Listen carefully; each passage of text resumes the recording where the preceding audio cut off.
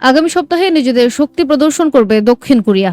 প্রস্তুতিও চলছে জোরে সোরে, যেখানে উপস্থিত থাকবেন চীনের প্রেসিডেন্ট শি জিনপিং এবং মার্কিন প্রেসিডেন্ট ডোনাল্ড ট্রাম্প।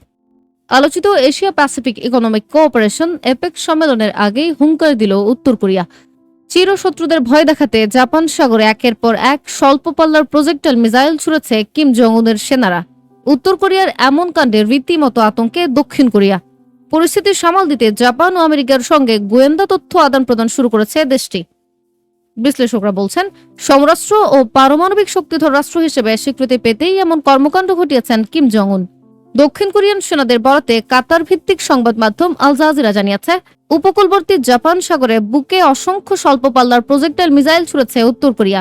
এসব ক্ষেপণাস্ত্র ৩৫০ কিলোমিটার দূরত্ব অতিক্রম করেছে। গত কয়েক মাসের মধ্যে পিয়ংইয়ং এর ক্ষেপণাস্ত্রের এটি প্রথম পরীক্ষা। তাদের এমন ক্ষেপণাস্ত্র মহড়ার পর জাপান সাগর বা পূর্ব সাগরে নজরদারি বাড়িয়েছে দক্ষিণ কোরিয়া ও জাপান। উত্তর কোরিয়া এমন এক সময় অস্ত্র পরীক্ষা চালালো যখন এশিয়া প্যাসিফিক ইকোনমিক কোঅপারেশন সম্মেলন ঘিরে বৈঠকে বসতে যাচ্ছেন শি জিনপিং ও ডোনাল্ড ট্রাম্প। দক্ষিণ কোরিয়ার গুয়াংজুতে অনুষ্ঠেয় এই সম্মেলনে জাপানের প্রতিনিধিরা উপস্থিত থাকবেন বলে গণমাধ্যমের খবরে জানা গেছে। বিশ্লেষকরা বলছেন, দক্ষিণ কোরিয়ার নতুন প্রেসিডেন্ট লি জেমিয়ং দায়িত্ব নেওয়ার পর এই প্রথম ক্ষেপণাস্ত্র পরীক্ষা চালালো কিম জং উন। নিজেদের পারমাণবিক শক্তিধর রাষ্ট্র হিসেবে স্বীকৃতি জোরালো করতে এই পরীক্ষা চালিয়েছে কিমের সেনারা। এর আগে চলতি মাসেই পিয়ংইয়ং এ বিশাল সামরিক কুচকাওয়াজে নেতা কিম জং উন দেশের সবচেয়ে শক্তিশালী দীর্ঘপাল্লার ওয়াসংড আন্তঃমহাদেশীয় ব্যালিস্টিক ক্ষেপণাস্ত্র প্রদর্শন করেন। এই কুচকাওয়াজে উপস্থিত ছিলেন চীন ও রাশিয়ার শীর্ষ নেতারাও।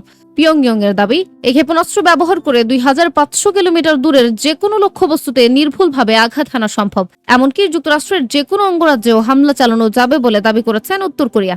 উত্তর কোরিয়া বলেছে, তাদের অস্ত্র কর্মসূচি দেশের নিরাপত্তার জন্য অপরিহার্য, কারণ যুক্তরাষ্ট্র ও দক্ষিণ কোরিয়া তাদের চিরশত্রু। নিজেদের প্রথম মেয়াদে কিম জং উনের সঙ্গে বৈঠকে বসেছিলেন ডোনাল্ড ট্রাম্প, তবে সেই বৈঠক ফলপ্রসূ হয়নি। এরপরই পিয়ংইয়ং এর উপর নানা নিষেধাজ্ঞা আরোপ করে যুক্তরাষ্ট্র। তবে সাম্প্রতিক সময়ে ট্রাম্প আবারও জানিয়েছেন, তিনি পুনরায় বৈঠকে বসতে আগ্রহী।